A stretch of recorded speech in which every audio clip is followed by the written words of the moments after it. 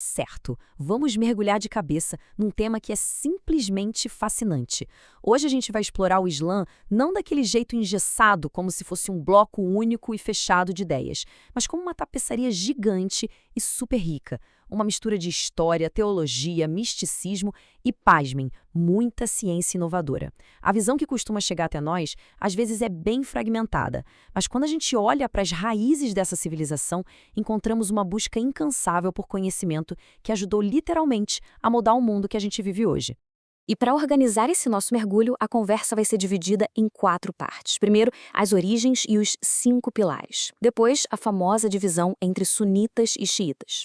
Aí passamos para o sufismo, que é a jornada mística, e fechamos com chave de ouro com a era de ouro da ciência e da medicina. Parte 1. Origens e os 5 pilares. A base de tudo. Bom, no coração da fé islâmica, unindo os muçulmanos desde lá do século VII com o profeta Maomé, estão os chamados 5 pilares. Foi Maomé quem unificou tribos que antes acreditavam em vários deuses debaixo de uma única crença, um só Deus, Alá. E esses pilares, gente, ditam o ritmo de vida de quem segue a fé até hoje.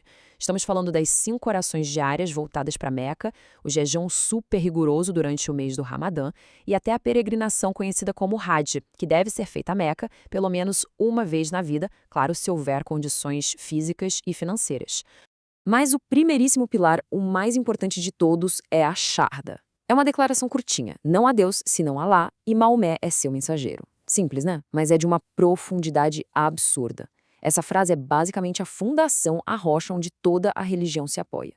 E o mais curioso é que, ao contrário do que aconteceu lá nos primórdios de outras religiões, com seus concílios e brigas teológicas super complexas, essa declaração de fé islâmica nunca foi motivo de grandes debates.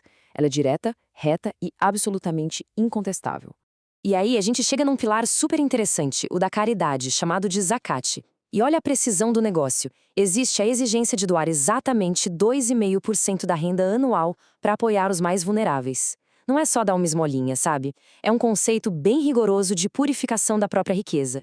Isso garante que a fé seja colocada em prática através da justiça social, criando uma rede de apoio que funciona de verdade dentro da comunidade. Parte 2. Sunitas e xiitas. A grande e histórica divisão do Islã. Saindo um pouco da teologia e entrando na geopolítica, a demografia de hoje mostra um contraste que é gigante. 90% dos muçulmanos são sunitas, 9 em cada 10. Eles estão muito concentrados em lugares como a Arábia Saudita. Os 10% que sobram são xiitas, que são a grande maioria lá no Irã, mas que muitos outros países acabam enfrentando uma situação bem mais marginalizada. Mas, peraí, o que foi que causou esse racha enorme que mexe com a economia e a sociedade do mundo inteiro até hoje? A raiz do problema, ou melhor, a grande ruptura, aconteceu logo depois da morte do profeta, em 632. E o centro de toda a disputa foi exclusivamente sobre quem ia liderar política e religiosamente esse império que estava nascendo. De um lado, os sunitas achavam que o novo líder, o califa, devia ser escolhido e eleito pelo próprio povo muçulmano. Do outro lado, os xiitas bateram pé dizendo que não, que o sucessor legítimo tinha que ser sangue do profeta, no caso, o genro dele, Ali. Todo mundo continuou acreditando em Alá e no Alcorão, mas a discordância era total sobre quem tinha o direito legítimo de comandar.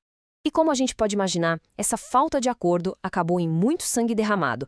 Ali foi assassinado e depois os filhos dele também. Os rivais tomaram poder político e até mudaram a capital do império, de Medina, lá para Damasco, na Síria. Com o tempo, os xiitas viraram um grupo super tradicionalista, muito apegado às interpretações antigas e à dor dessa perda. Já os sunitas seguiram um caminho mais ortodoxo, juntando Estado e religião. É uma ferida que continua aberta, que causou séculos de guerras civis e que ainda é o plano de fundo de muitos conflitos hipercomplexos lá no Oriente Médio. Mas olha só que loucura. Mesmo com toda essa confusão e divisão lá dentro, o avanço militar deles foi um rolo compressor. Em pouco mais de um século, lá pelo ano 750, o Império Árabe Islâmico já tinha saído da Península Árabe, tomado conta de todo o Oriente Médio, dominado o norte da África e atravessado o Mediterrâneo batendo na porta da Europa. Foi uma expansão de poder e influência simplesmente de tirar o fôlego. Parte 3. A jornada mística. Vamos entender o sufismo. Então, enquanto os exércitos estavam expandindo as fronteiras no mapa, tinha um movimento bem mais silencioso rolando, focado em explorar um território totalmente diferente, a nossa própria alma. O sufismo é basicamente um mergulho no lado esotérico. Eles meio que deixaram de lado aquelas regras super rígidas e ortodoxas. Nada de debates teológicos engessados. Eles queriam simplicidade. Usavam práticas como o zikri, que é ficar repetindo o nome de Deus de forma contínua, além de mergulhar em poesia, música e até naqueles giros hipnóticos. Tudo isso para tentar desligar a mente racional e sentir o amor divino na pele, em uma experiência totalmente direta. Só que essa busca pela fusão total com Deus era tão, mas tão intensa, que incomodou profundamente as autoridades da época. Tem um caso super famoso, o do místico Al-Hallaj no século X. O cara estava num estado de êxtase devocional tão profundo que soltou a seguinte frase: "Eu sou a verdade". Pensa num escândalo. Para a religião oficial, isso praticamente apagava a linha sagrada entre o Criador e a criatura. O resultado? Ele acabou sendo executado sob severas acusações de heresia. E chegamos na parte 4, a Era de Ouro. Os avanços absurdos em ciência e medicina. Gente, o impacto que essa civilização teve na ciência mundial é quase um roteiro de filme sobre o resgate do conhecimento humano. A história começa quando os cristãos nestorianos fogem de perseguições e vão para a Pérsia, levando com eles vários pergaminhos antigos greco-romanos. Aí a gente pula para o século VIII em Bagdá, onde começou a rolar um movimento de tradução que foi gigantesco. A famosa Casa da Sabedoria juntou as mentes mais geniais da época para decodificar textos gregos e persas. Pensa só, enquanto a Europa vivia o apagão intelectual da Idade das Trevas, eles estavam construindo uma base de conhecimento universal de primeiríssima linha. E para isso acontecer, os grandes centros acadêmicos foram absolutamente fundamentais. Quando a gente pensa em lugares icônicos como a Academia e o Hospital de Gundishapur, lá na Pérsia, a gente entende como essas verdadeiras incubadoras de ciência funcionavam. E olha que coisa incrivelmente à frente do seu tempo. Lá dentro, médicos judeus, cristãos, muçulmanos, todo mundo trabalhava junto, lado a lado, para decifrar, colaborar e melhorar todo aquele conhecimento médico deixado pelas civilizações antigas. Um verdadeiro caldeirão cultural. Mas a grande sacada, a virada de chave mesmo da medicina islâmica, foi a forma de pensar. A doença parou de ser vista como um castigo divino ou uma falha moral da pessoa. Passou a ser encarada como um problema humano universal, que precisava de observação meticulosa, cuidado clínico e cura. E os líderes compraram a ideia. Os califas começaram a injetar muito dinheiro para construir hospitais supermodernos, tipo os enormes complexos de saúde do Cairo. Isso fez a ciência prática dar um salto monumental.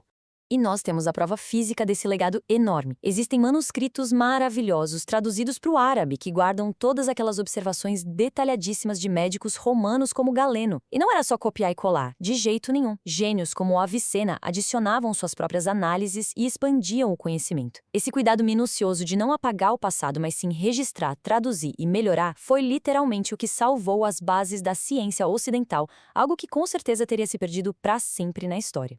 Então, para fechar essa nossa jornada, fica aqui uma reflexão daquelas que explodem a cabeça.